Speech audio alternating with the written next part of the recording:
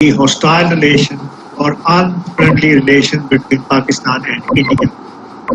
یہ دونوں ممالک جو ہے یہ دیکھیں نقشے پہ دیکھیے کہ we are the largest countries right in SAARC region.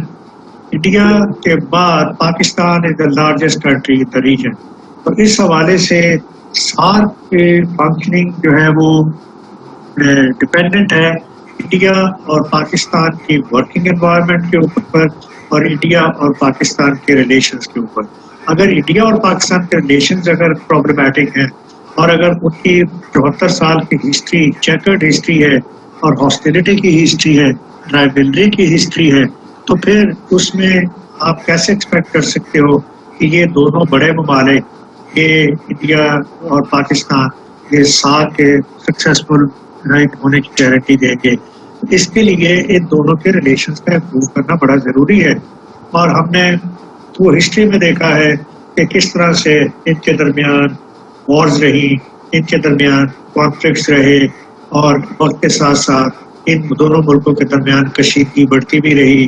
Nuclear ہونے کے بعد ہماری کشیدگی اور بڑھی, 21 سینچری میں ہماری کشیدگی اور بڑھی. اس کے بعد جو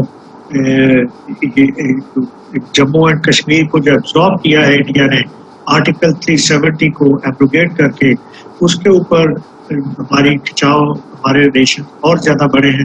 and we are not at the talking terms with each other. For years we are not talking to each other. ہمارے یہاں ڈائلاگ نہیں ہو رہے ہیں, ہمارے یہاں ریلیشن امپروو کرنے کے اوپر ایفرٹس نہیں ہو رہی ہیں. اگر ایفرٹ کی بھی جا رہی ہیں تو فٹائل ایفرٹ ہو جا رہی ہیں.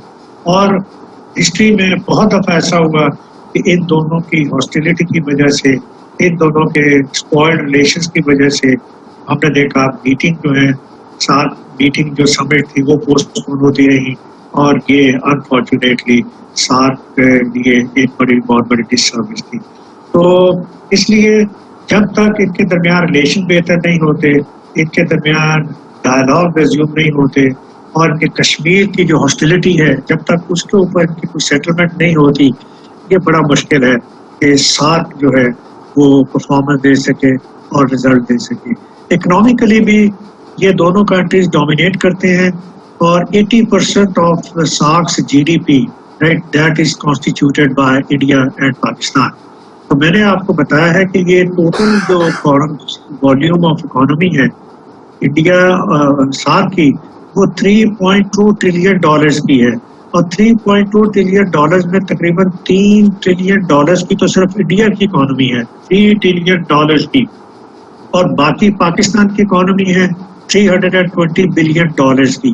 باقی اس کے بعد جو باقی اکانومیز ہیں وہ تو بہت چھوٹی ہیں, بہت چھوٹی ہے. بنگلہ دیش کی اکانومی کوئی ہارڈلی $120 بلین کی ہے, سری لنکا کی اکانومی کوئی $110 بلین کی ہے, اسی طرح نیپال کی اکانومی کوئی $36 بلین کی ہے, بھوٹان کی اکانومی کوئی تقریباً $2 بلین کی ہے. تو یہ بڑی اسمال اکانومیز ہیں.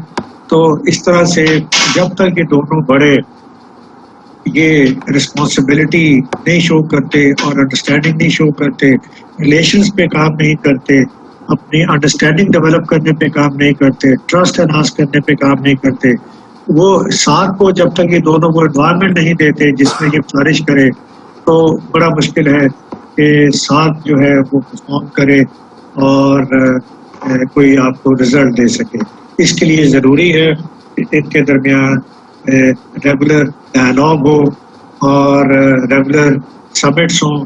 اور بہت دفعہ یہ جو ساتھ کے سمٹس ہیں وہ پوسٹ پون بھی اسی وجہ سے ہوتی ہے کہ انڈیا اور پاکستان ان کی کشیدگی بہت ہوئی ہوتی ہے ریلیشنز کے درمیان, اور جس کی وجہ سے یہ ممالک کوآپریشن سے انکار کر دیتے ہیں اور سارک سمٹ جو ہے وہ پوسٹ پون ہو جاتے ہیں.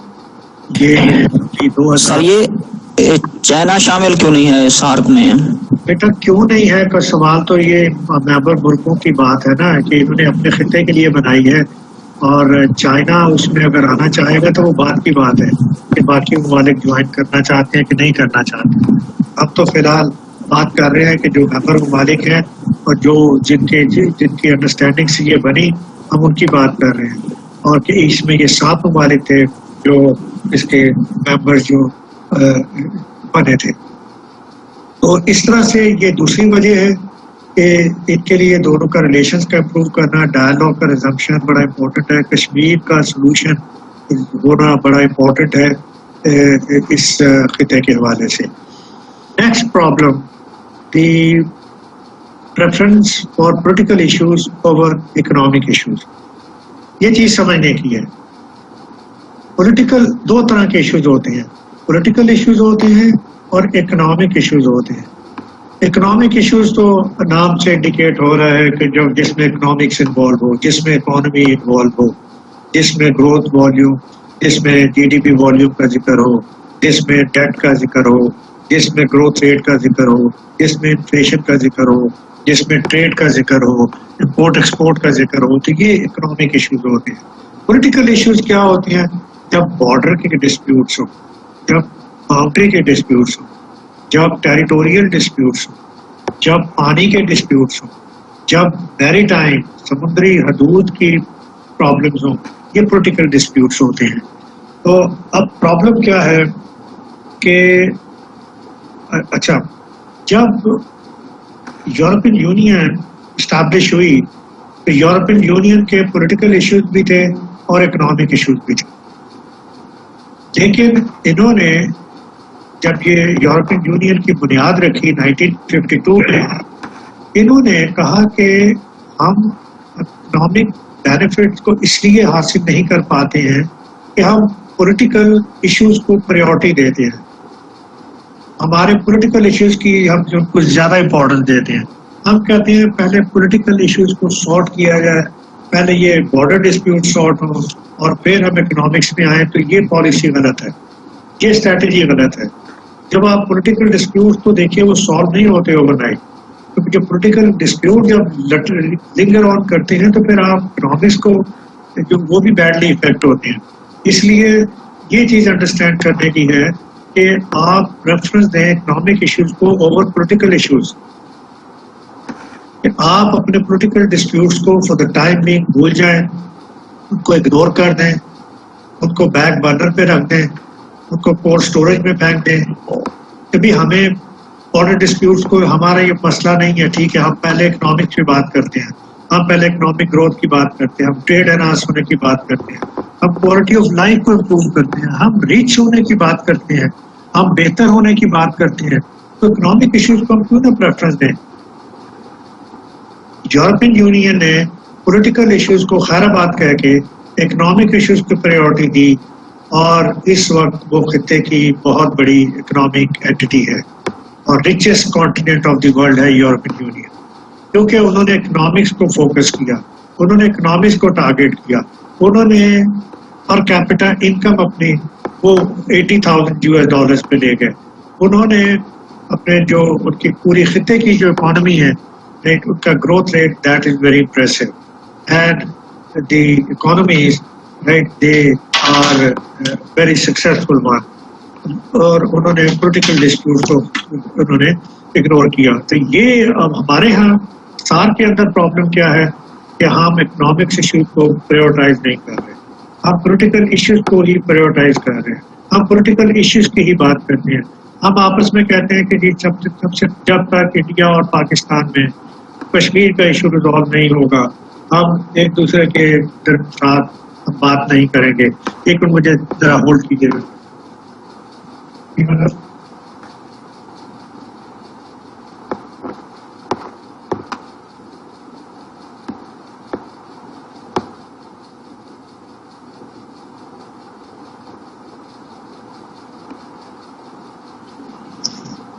Sir, we can't hear you.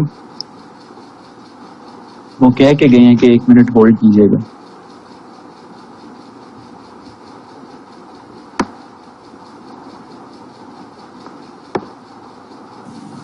कुछ बात समझ में आई?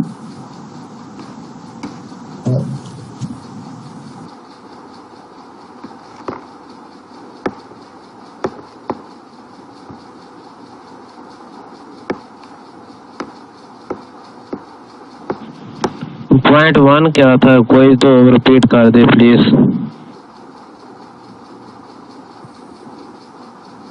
पॉइंट 1 था इंडियन डोमिनेंस।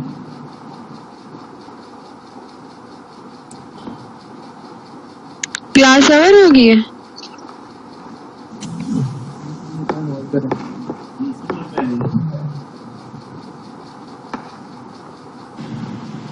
نہیں سر بات سمجھ میں گولڈ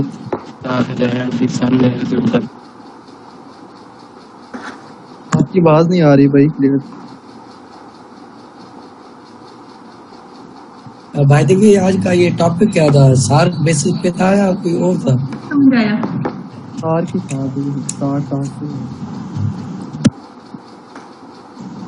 سارک پہ تھا اور فرسٹ پوائنٹ جو تھا وہ انڈین ڈومیننسی.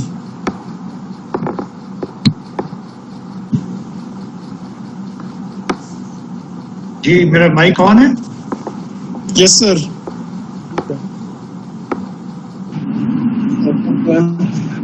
آواز آ رہی؟ یس سر. یس سر.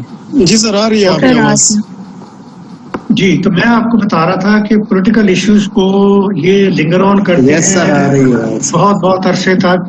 اس لیے پولیٹیکل ایشوز کو اگنور کرنا ایک بہت بڑا ایک ٹاسک ہوتا ہے آرگنائزیشن کے لیے. تو اگر پاکستان اور انڈیا اگر یہ دیکھیے نا کشمیر ایشو کو ہی لے کے بیٹھے رہے جو کہ پولیٹیکل ڈسپیوٹ ہے، تو کشمیر ایشو اگر 1000 سال سالو نہیں ہوتا اس کا مطلب ہے کہ ان کے اکنامک ایشوز بھی جو ہے وہ لٹکتے رہیں گے اور ہم یہی کہتے رہیں گے کہ Kashmir first and economics later, Kashmir first and trade later. نہیں، ہمیں اگنور کرنا ہے کشمیر کا ایشو کو، یا اسی طرح جو اور ممبر ممالک ہیں انڈیا کے ساتھ، ان کے ساتھ جو بھی پولیٹیکل ڈسپیوٹس ہیں ممبر ملکوں کے درمیان، ہمیں ان کو اگنور کرنے پڑیں گے ان کو. اور یہ ہمارے یہ بہت سیریس ایشو ہے کہ زیادہ تر جو پولیٹیکل ڈسپیوٹس ہیں وہ تمام چھوٹے ملکوں کے انڈیا کے ساتھ ہیں. ایک تو پہلا تو پولیٹیکل ڈسپیوٹ میں نے آپ کو بتایا کشمیر کا ہے، پاکستان اور انڈیا کے درمیان.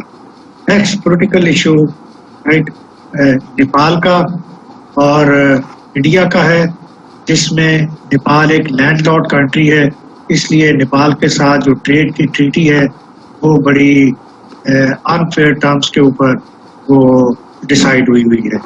اس کے بعد اسی طرح بھوٹان ہے، بھوٹان کے ساتھ بھی انڈیا کے ڈسپیوٹس ہیں.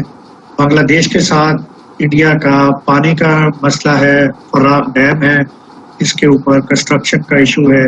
تو اس حوالے سے یہ بنگلہ دیش کے ساتھ بھی ریلیشن انڈیا کے ڈسٹرب ہیں.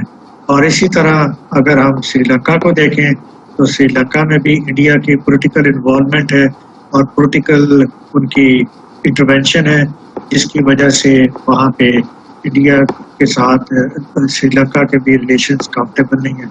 تو تقریباً تمام ممبر ممالک کے ساتھ انڈیا کے کوئی نہ کوئی پولیٹیکل ڈسپیوٹس ہیں، اور جو کہ اب جب ساتھ کی میٹنگز کے اندر یہی ڈسٹرسٹ پیدا کرتے ہیں، یہی مس انڈرسٹینڈنگ پیدا کرتے ہیں کہ یہ ممالک آپس کے اندر جو بائی لیٹرل ڈسپیوٹس ہیں یہ ان کو پریورٹی دیتے ہیں، ان کو فرنٹ پہ رکھتے ہیں، اور یہ ان کو کہتے ہیں کہ پہلے پولیٹیکل ایشوز کو ڈسپیوٹ کو ریزالو کیا جائے، پھر ہم ٹریڈ پہ کریں گے.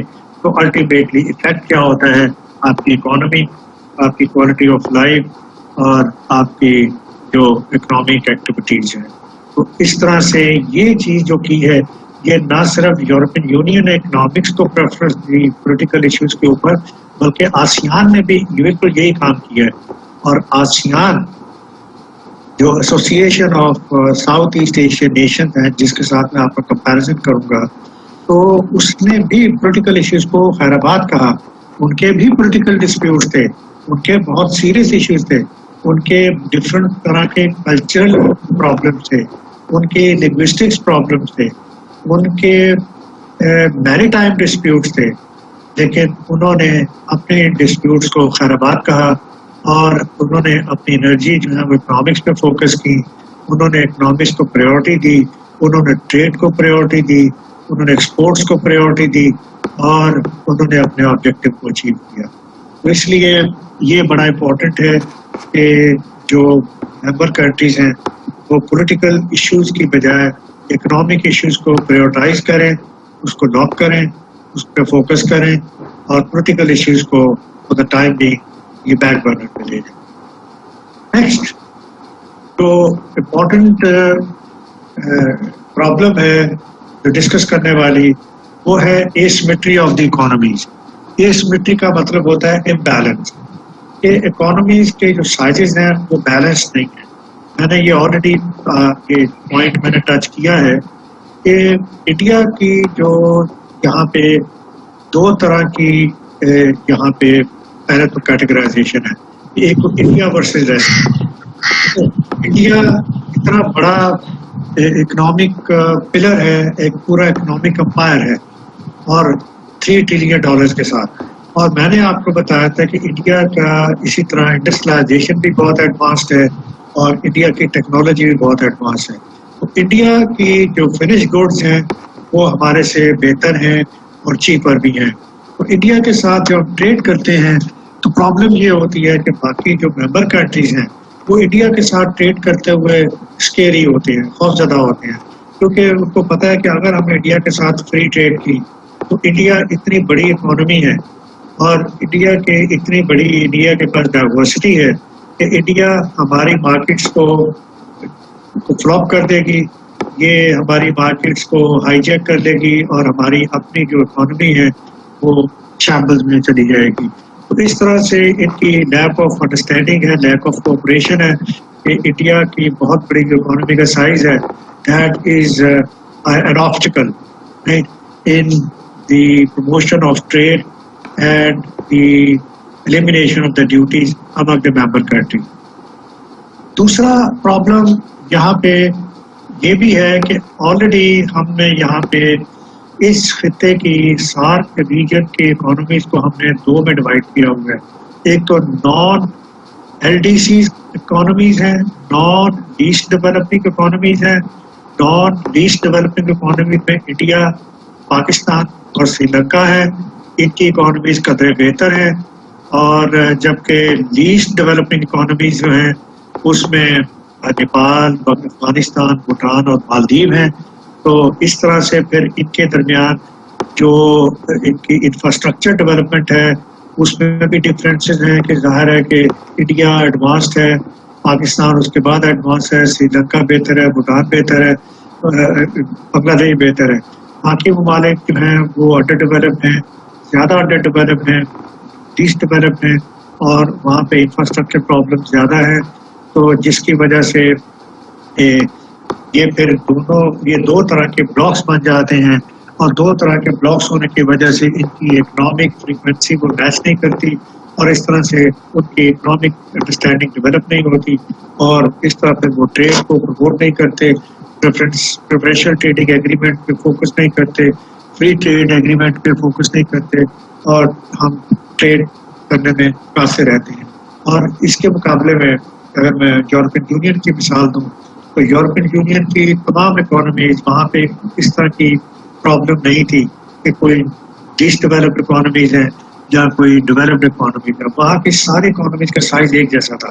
ساری اکانومیز کا جو ڈیولپمنٹ تھی وہ تقریباً ایک لیول کی تھی. اس لیے وہاں پہ یہ بہت ایزی ہو گیا وہاں پہ اکنامک ٹارگیٹس کو اچیو کرنا، اکنامک آبجیکٹیوز کو اچیو کرنا. پھر سبھی ایک طرح کی اکانومیز تھے اور سبھی اوپر آنا چاہ رہی تھی تو ان میں ہیلدی کمپٹیشن تھا. لیکن یہاں پہ کیٹیگرائزیشن ہے، یہاں پہ ڈیولپڈ اینڈ نان ڈیولپڈ ہے. نان ڈیولپڈ اکانومیز یا لیسٹ ڈیولپڈ اکانومیز ہے وہاں پہ انڈسٹریلائزیشن نہیں ہے، وہاں پہ فنش گڈز ہے وہ نہیں ہے، وہاں پہ ویلیو ایڈیشن نہیں ہے، وہاں پہ ٹیکنالوجی نہیں ہے، وہاں پہ انوویشن نہیں ہے. تو اس حوالے سے یہ پھر وہاں پہ یہ ہماری جو اکانومی ہے وہ افیکٹ ہوتی ہے اور ہماری جو لیک آف انڈرسٹینڈنگ ہے 7 ممبر کے اندر وہ ڈیمیج ہوتی ہے. نیکسٹ پرابلم ہمارا جو 7 خطہ ہے یہ اوور ڈپینڈنٹ اور ایگریکلچر ہے.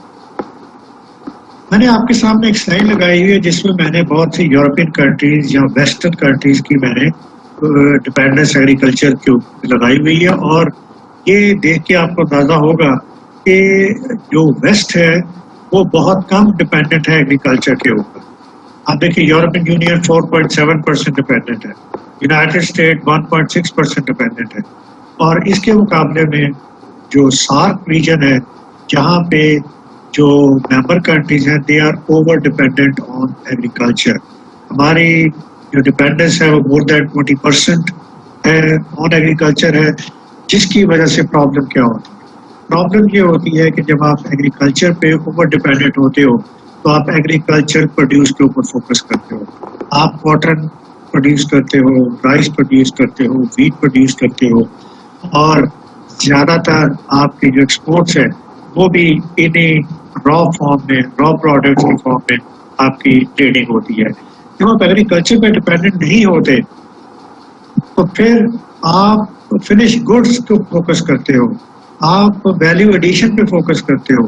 آپ فنش گڈ بناتے ہو کہ بجائے یہ کہ آپ پوٹیٹو کو ایکسپورٹ کریں, آپ چپس بنائیں, بجائے یہ کہ آپ ویٹ کو ایکسپورٹ کریں, آپ اس سے مفنس بنائیں, آپ اس سے بسکٹس بنائیں, آپ اس سے کوکیز بنائیں. اسی طرح بجائے کنو ایکسپورٹ کرنے کے یا مینگوز ایکسپورٹ کرنے کے آپ جو فنش پروڈکٹس ہیں, ایگرو بیسڈ انڈسٹری ہے, آپ وہاں کچھ اسکوشز بنائیں, جیلیز بنائیں, جوسز بنائیں. تو اس طرح سے آپ کی ایگریکلچر پہ اوور ڈپینڈنس آپ کی کم ہوتی ہے جب آپ فنش گوڈس کی طرف آتے ہو. لیکن اگر آپ ایگریکلچر پہ اس طرح سے ڈپینڈنٹ ہو کہ آپ نے ایگریکلچر پروڈیوس میں ہی ایکسپورٹ کرنی ہے, اس میں پھر ایک انکم بہت کم ہے, اور سیکنڈلی اس میں پھر کنٹری اتنا انٹرسٹ نہیں دیتے, ان کو اس کی ضرورت نہیں ہوتی ہے. اس لیے سارک ممبر کے ممالک میں یہ ضروری ہے کہ ایگریکلچر پہ ڈپینڈنس جو ہے وہ کم کریں, اور اس کے مقابلے میں وہ جو فنش گوڈز ہیں ان کے اوپر فوکس کریں, ایگرو بیسڈ انڈسٹری پہ فوکس کریں, کہ ایگریکلچرل بیسڈ انڈسٹریز وہ پروموٹ کی جائیں اور وہ فلرش کی جائیں, تاکہ وہاں سے آپ کو زیادہ جو ریونیو ہے وہ جنریٹ ہو سکے. اس کی بہت اچھی مثال کاٹن بھی ہے کہ آپ بجائے کاٹن کو ایکسپورٹ کرنے کے آپ کاٹن کے پروڈکٹس کو ایکسپورٹ کرو, آپ فنش گڈس بنائیں, آپ شرٹس بنائیں, آپ ویسٹ بنائیں, آپ ان کے بعد ان میں انوویشن لائیں, اس میں ورائٹی لائیں, اس میں ڈائیورسٹی لائیں. اس طرح سے یہ اگر آپ کاٹن اور را پروڈکٹس کو ایکسپورٹ کرو گے اس میں you don't have good foreign earning and the competition is again low. پھر ہر ملک ایک دوسرے کو ریٹ دینے کے لیے کچھ بھی نہیں ہے اگر آپ ایگریکلچر پہ ڈپینڈنٹ ہو. اس لیے ایگریکلچر پہ ڈپینڈنس کا کم ہونا, فنش گڈس کا بنانا, ایگرو بیس انڈسٹری کا بنانا, اس کے کمپٹیشن جنریٹ ہوتا ہے اور آپ کی نیڈ بڑھتی ہے, اور پھر دوسرے ملکوں کی نیڈ اس طرح سے پوری ہوتی ہے کہ آپ کی ایکسپورٹس بڑھتی ہیں. فائنلی اس خطے کے اندر ایک اور پرابلم ہے, اور یہ پرابلم نہ تو ہمیں یورپین یونین میں نظر آیا ہے اور نہ ہمیں آسیان کے خطے میں نظر آیا ہے, اور وہ ہے کہ اس خطے کے اندر بہت ساری ٹیررزم موومنٹس ہیں, ملیٹنٹ موومنٹس ہیں جو اس خطے کو کہ لا اینڈ آرڈر سچویشن کو خراب کر رہی ہیں, اس خطے کو ڈسٹیبلائز کر رہی ہیں. آپ کے سامنے پاکستان کی مثال لیں تو بلوچستان انسرجنسی ہے, پشتون تحفظ موومنٹ وہ ایک موومنٹ ہے, تریپورہ کی سیپریٹسٹ موومنٹ ہے, اسلامک موومنٹس ہیں خطے میں بہت ساری, کشمیریوں کی انڈیپینڈنس موومنٹ ہے جموں اینڈ کشمیر کے اندر. اس کے علاوہ ملیٹنٹ آرگنائزیشن ہیں جیسے القاعدہ ہے اور طالبان ہیں, اس کے پاکستان کے اندر بھی ہیں اور افغانستان کے اندر بھی ہیں. تاملز جو ہیں یہ بھی اٹانومی چاہتے ہیں. تو یہ سارے ممالک ہیں, ان کے اپنے اپنے آبجیکٹیوز ہیں, اور ان میں بہت ساری جو ایتھنک جو موومنٹس ہیں وہ انڈیپینڈنس چاہتی ہیں, اور اس میں زیادہ تر جو انڈیپینڈنس موومنٹس وہ انڈیا میں چل رہی ہیں. انڈیا میں میں آپ کو یہ نقشے میں دکھاتا ہوں کہ سکم موومنٹ ہے انڈیا میں, یہ آسام موومنٹ ہے, اس کے بعد ناگالینڈ موومنٹ ہے, اس کے بعد منی پور موومنٹ ہے, میزورام موومنٹ ہے, تریپورہ موومنٹ ہے, پنجاب میں خالستان موومنٹ ہے, تامل ناڈو کی موومنٹس ہیں. اس طرح سے یہ بہت سارے جو انڈیپینڈنٹ موومنٹس ہیں اس کی وجہ سے جو خطے کے اندر جو لا اینڈ آرڈر سچویشن ہے that is very precarious, that is very sensitive, and because of the this problem region is not in the position to focus on its economic objective. اور unfortunately بہت سارے جو اس میں سے religious اور ethnic groups ہیں وہ اکراس دا بارڈرز بھی آپریٹ کرتے ہیں, وہ ٹرانس نیشنل ان کریکٹر ہیں, اور جس کی وجہ سے ایک ملک کی انسٹیبلٹی کا ایفیکٹ دوسرے ملک کی انسٹیبلٹی پہ بھی بڑھتا ہے. اور اسی طرح اگر فار ایگزامپل اگر پاکستان پیس چاہتا ہے تو اس کو افغانستان میں بھی پیس ہونا لازمی ہے. اگر افغانستان کے اندر انسرجنسی ہے, افغانستان کے اندر انسٹیبلٹی ہے, افغانستان کے اندر انسرجنسی ہے, افغانستان کے اندر اگر لا اینڈ آرڈر سچویشن ٹھیک نہیں ہے تو پاکستان کی کیسے ہوگی. اسی طرح ہمارے باقی ملکوں کی سچویشن ہے, ان کے درمیان یہ لا اینڈ آرڈر سچویشن, یہ پورے خطے کے اندر اسٹیبلٹی ہونی چاہیے.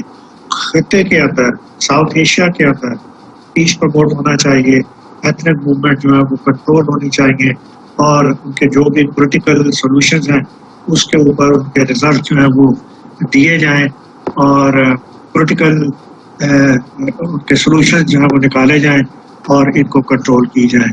تو یہ چند ایک ریزنز ہیں جو میں نے آپ کو بتائی ہیں کہ سارک تو بہت سارے ریزنز ہیں کہ جس کی وجہ سے سارک جو ہے وہ پرفارم نہیں کر پایا ہے.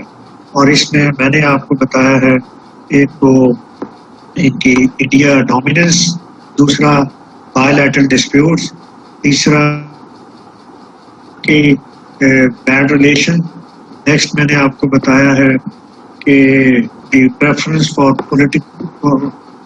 Of political issues over economic issues, next میں نے ان کا امبیلنس آف اکنامک اسٹرکچر بتایا ہے.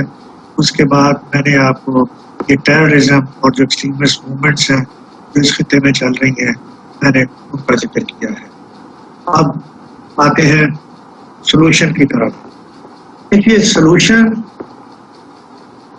جو ہے وہ یہ ہے کہ جو بھی ہم نے جن آرگنائزیشن کو فوکس کیا, ہم نے یورپین یونین کو فوکس کیا, ہم نے آسیان کو فوکس کیا, تو ہمیں ان کی سکسیس سٹوریز بھی پڑھنی ہوگی.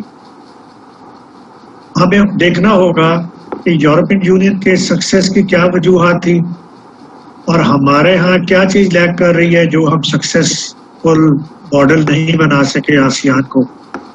اسی طرح ہمیں آسیان کو دیکھنا پڑے گا کہ اگر آسیان کے اندر بھی بہت سے پرابلمس تھے, اگر ان کے بھی پولیٹیکل ڈسپیوٹس تھے, اگر ان کے ہاں بھی ان کے پاپولیشن کے اندر ان کے ڈفرینسز تھے, تو وہ کس طرح سے کامیاب ہوئے, انہوں نے کس طرح سے اپنے آبجیکٹیوز کو اچیو کیا.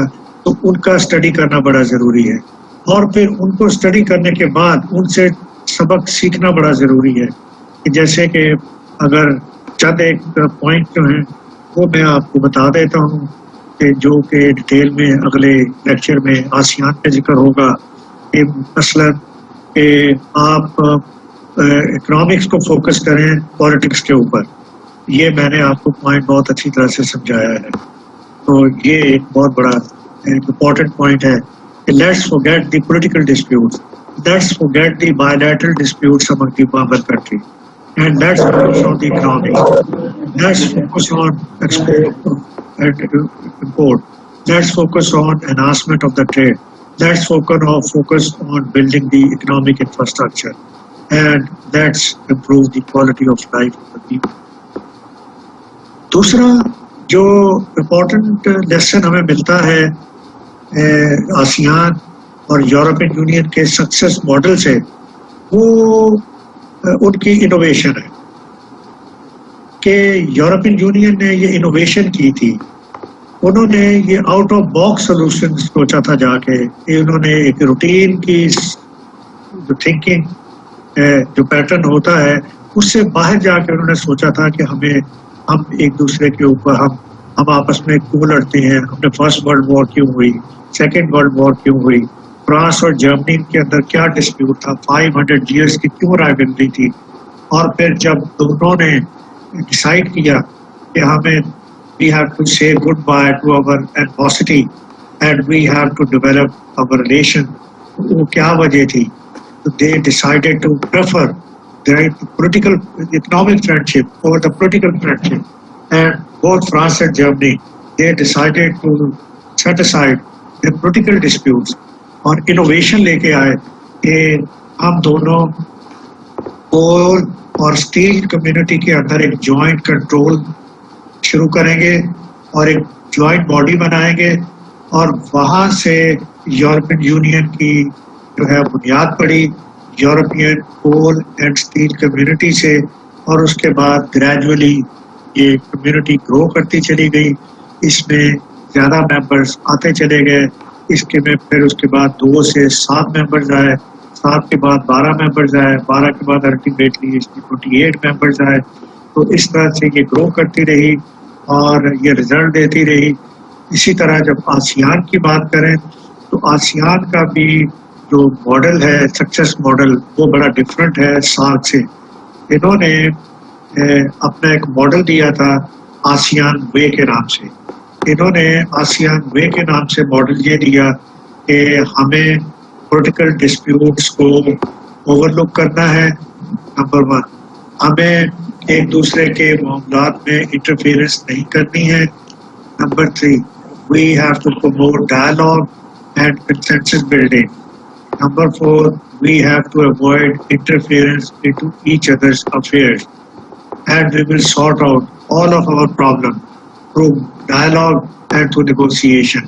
تو یہ انہوں نے پریورٹی دی کہ ہر حال میں we have to promote dialogue and we have to consult each other and we have to build consensus right from the all the dialogue discussion. تو یہ ان کا ماڈل تھا جس کو وہ آسیان وے کہتے ہیں, اپنے ماڈل کا نام دیتے ہیں.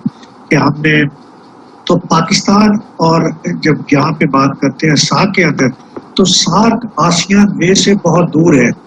ہم ڈائلاگ کی بات کرتے ہیں, انہوں نے ڈائلاگ کو پروموٹ کیا, ہم ڈائلاگ کرتے نہیں ہیں, ہمارے ہاں ڈائلاگ ہوتے نہیں ہیں, ہمارے ہاں ڈائلاگ کا ریزلٹس نہیں نکلتے, ہمارے ڈائلاگ میں ہماری ٹینشن صحیح نہیں ہوتی, ہماری ڈائلاگ میں ہم فلیکسیبلٹی شو نہیں کرتے, ہماری ڈائلاگ میں ہم ایک دوسرے کو کنسیشن دینے کے روادار نہیں ہیں. ہم ڈائلاگ کے درمیان کنڈیشنالٹیز امپوز کرتے ہیں کہ پہلے بھی ہم ڈائلاگ تب کریں گے جب آپ پہلے کراس بارڈر ٹیررزم بند کرو گے, ہم ڈائلاگ تب کریں گے جب آپ پہلے کشمیر کی بات کریں گے. تو اس طرح سے کنڈیشنز امپوز کرنے سے اور ریجڈ ہونے سے اور فلیکسیبلٹی نہ شو کرنے سے آپ کو ریزلٹس نہیں ملنے لگے. ہم ڈائلاگ ہمارے ہاں اس لیے چلتے ہی نہیں ہیں, ہم ڈائلاگ کلچر ہی نہیں ہے ہمارے ہاں. اور پھر دوسری بات یہ کہ اب ڈائلاگ اگر شروع بھی کرتے ہیں تو ڈائلاگ بڑی جلدی سسپینڈ ہو جاتے ہیں یا کولیپس کر جاتے ہیں, کوئی نہ کوئی پرابلمز ہو جاتے ہیں, ہمارے ڈائلاگ کولیپس کر جاتے ہیں, اور پھر الٹیمیٹلی کئی سال ہمارے ڈائلاگز ہوتے نہیں ہیں اور ہماری ایفرٹ جاری رہتی ہے ریزمپشن اور ڈائلاگس پہ جو کہ کسی کام نہیں آتی ہیں. تو اس طرح سے یہ ہمیں یہ بھی اس پہ بھی کام کرنا ہے کہ ہمیں ڈائلاگ کرنا ہے, ایک انٹینشنز کلیئر مائنڈ میں رکھ کے, آنیسٹی کو کلیئر سامنے رکھ کے, اور یہ ذہن میں رکھ کے کہ ہم نے اس کا رزلٹ دینا ہے, ہم نے اس سے بینیفٹ اٹھانا ہے. اور جہاں تک انٹرفیئرنس کا تعلق ہے, دیکھیے آسیان ماڈل نے وہ انٹرفیئرنس کو پروموٹ ہی نہیں کیا, انہوں نے تو کنڈیم کیا, انہوں نے تو کہا کہ ہم نے نان انٹرفیئرنس کو پروموٹ کرنا ہے, اوائڈنس آف کانفلکٹس پروموٹ کرنے ہیں, اور تو انہوں نے انٹرفیئرنس نہیں کی ایک دوسرے کے معاملات میں. ہمارے ہاں ایک دوسرے کے معاملات میں یہ اکثر و بیشتر ہماری انفارمیشن آتی رہتی ہے کہ پاکستان کے معاملات میں انڈیا دخل اندازی کر رہا ہے, انڈیا ٹیررزم کو پروموٹ کر رہا ہے, انڈیا ملیٹنٹ موومنٹس کو پروموٹ کر رہا ہے, انڈیا بلوچستان میں انوالو ہے, انڈیا فاٹا میں انوالو ہے, انڈیا افغانستان سے پاکستان کے اگینسٹ ملیٹنسی پروموٹ کر رہا ہے, انڈیا افغانستان میں تحریک طالبان اور پاکستان کو سپورٹ دے رہا ہے اور اس کے لیے پاکستان کو ڈی اسٹیبلائز کرنے کی کوشش کر رہا ہے. इंडिया पाकिस्तान के सी पैक प्रोग्राम को सबोटाज करने की कोशिश कर रहा है। तो इस तरह ये बेतहाशा लंबी लिस्ट है कि जिसमें हम ये इंडिकेट कर सकते हैं कि आप एक दूसरे के मामलात में जब तक दखलंदाजी नहीं छोड़ोगे, रिलेशंस उस वक्त तक बेहतर नहीं होंगे और उस वक्त तक हम सार्क के एजेंडे पे काम नहीं कर सकते हैं। तो इस तरह से ये चंद एक बातें मैंने की हैं और इसके अलावा कुछ और चीज़ें हैं कि जिनके ज़रिए हम सार्क की फंक्शनिंग कर सकते हो।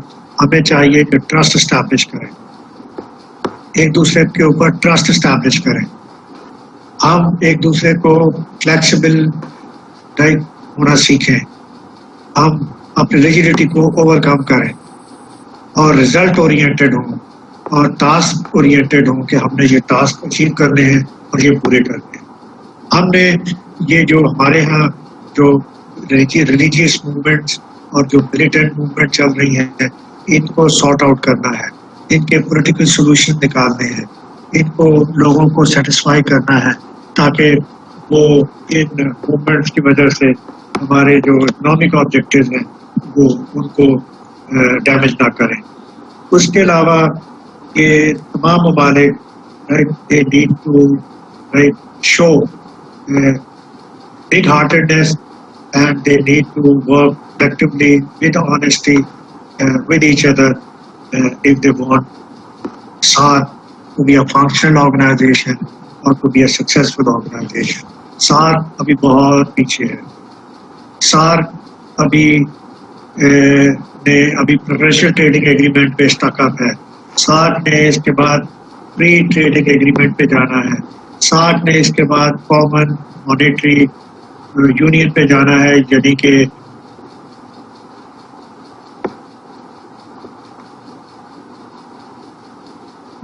सर आपकी आवाज नहीं आ रही, म्यूट हो गया। माइक म्यूट हो गया सर।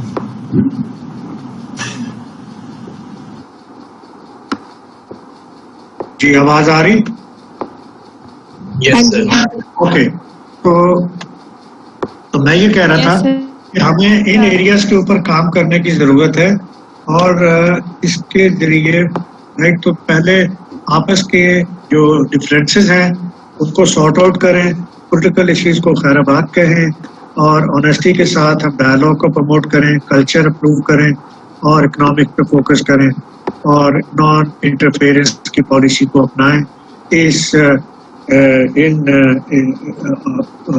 जो ये सॉल्यूशंस, ये जो मैंने सजेशन दी हैं, इन पे काम करते हुए राइट ये सार्क अपनी परफॉर्मेंस इंप्रूव करने की कोशिश करे। और सार्क को अभी मैं बता रहा था कि अभी बहुत आगे जाना है। सार्क अभी सिर्फ स्टेज नंबर 1 पे स्टकअप है, प्रेफरेंशियल ट्रेडिंग एग्रीमेंट पे। सार्क ने इसके बाद फ्री ट्रेडिंग पे जाना है। सार्क ने एक वक्त आएगा फिर कॉमन करेंसी पे जाना है, फिर एक वक्त आएगा सार्क ने सिंगल मार्केट को स्टैब्लिश करना है। तो ये बहुत लॉन्ग टर्म ऑब्जेक्टिव है, ये बहुत लॉन्ग टर्म और बड़ा टीडियस प्रोसेस होगा हमारा कि हम कब इकोनॉमिक इंटीग्रेशन इस खत्ते को हम एक खत्ता कब तस्वर करेंगे और ये कब आएगा। तो इस के साथ मेरा लेक्चर खत्म होता है। सर क्वेश्चन है सर क्वेश्चन है बेटा, एक मिनट, मैंने सार्क की बात की है और सार्क के फैक्टर्स ऑफ रिलीज बताए हैं और नेक्स्ट लेक्चर में मैं आसियान को लूँगा और आसियान के सक्सेस होने के फैक्टर्स बताऊंगा और उससे फिर आप देखिए कि सार्क को क्या उससे लेसन सीख सकते हैं। ठीक है, आप सवाल। सर जैसा कि पढ़ा हमने अभी कि इकोनॉमिक इशू को प्रायोरिटी देनी है पॉलिटिकल इश्यूज के ऊपर, तो क्या इकोनॉमिक इशू को जब प्रायोरिटी देंगे तो जो पॉलिटिकल डिस्प्यूट्स हैं वो नेग्लिजिबल नहीं होंगे, लाइक कश्मीर इश्यूज है जैसे? बेटा पॉलिटिकल इश्यूज क्या कर रहे हैं, आपको सिर्फ ऑब्स्टिकल ही क्रिएट कर रहे हैं ना, मिसअंडरस्टैंडिंग ही पैदा कर रहे हैं ना, तो इसलिए उनको बैक बर्नर पे फेंक दें, आहिस्ता आहिस्ता सॉल्व होते रहेंगे। पहले आप इकोनॉमिकली खत्ते को एक बना लें। आप देखिए आपको ज़रूरत क्या है, आपको जॉब चाहिए, आपको क्वालिटी ऑफ लाइफ चाहिए, आपको प्रॉस्पेरिटी चाहिए, आपको इकोनॉमिक इंफ्रास्ट्रक्चर चाहिए, आपके यहाँ ट्रेड चाहिए। तो ये सारी चीज़ें आपको चाहिए कि आपको पॉलिटिकल इश्यूज जो है उनको रिजॉल्व करना है आपको। अगर ये सारी चीज़ें आप हासिल कर लेते हो, you become rich, you become prosperous, your quality of life is improve. तो बाद में लेटर ऑन आप इन चीज़ों को बड़ी अच्छी तरह से एक डिसेंट नेशन की तरह से आप अपने प्रॉब्लम्स को बाद में सॉर्ट आउट कर सकते हो, ये कोई इशू नहीं है। तो इसलिए ये ज़रूरी होगा कि हम यूरोपियन यूनियन के मॉडल को फॉलो करें और उसके मुताबिक काम करें कि पॉलिटिकल इश्यूज को हम खैराबाद कहें और इकोनॉमिक इश्यूज को प्रेफरेंस दें। Sir, Pakistan and India, they are rival country. Ji Sir, मैं कह रही हूँ they are rival country from the very beginning, ji and it seems impossible that they will resolve the issue through negotiation or तो the. That is the problem कि हमने तो solution देना है ना। हमने तो यही है कि अगर हम सीख सकते हैं lesson, But I'm saying it seems. अगर वो नहीं लेसन सीखना चाहते तो साख जो है वो सबोटाज रहेगी, साख गुलाम रहेगी और साख डिलीवर नहीं कर पाएगी। अगर हम अपने एटीट्यूड्स को इम्प्रूव नहीं करेंगे, अपने बिहेवियर्स को इम्प्रूव नहीं करेंगे, तो फिर नेचुरली साख will continue to suffer. Excuse me sir. Ji sir, SAARC की सक्सेस डिपेंडेंट है पाकिस्तान इंडिया रिलेशंस पे। श्योर, बिल्कुल। तो जी, तो सर उसमें दोनों कंट्रीज की तरफ से पॉलिटिकल विल आपके ख्याल में नजर नहीं आ रही बाय द पॉलिटिशियंस या इलेक्टिव्स, या फिर सर इसमें एक हायर अथॉरिटी हम दोनों ममालिक में मिलिट्री एस्टेब्लिशमेंट की भी है, या आपको लग रहा है कि उनकी विल नहीं है ताकि कोई एक दूसरे की तरफ डोमिनेंस ना शो करे?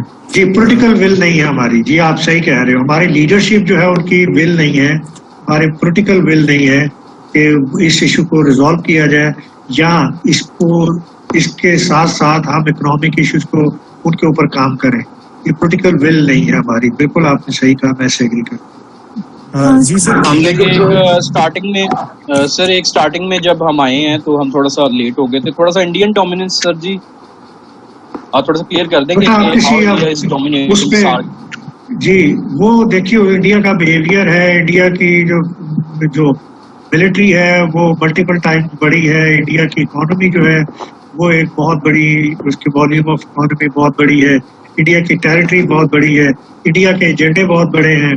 तो इसलिए इंडिया इन सारी बातों की वजह से इंडिया डोमिनेट करता है और इंडिया जो नेबरिंग कंट्रीज हैं उन पर भी डोमिनेट करने की कोशिश करता है, और जिसकी वजह से मुल्कों के दरमियान अंडरस्टैंडिंग क्रिएट नहीं होती है, डिस्ट्रस्ट डेवलप होता है, मिसट्रस्ट डेवलप होता है, और उनके यहाँ फियर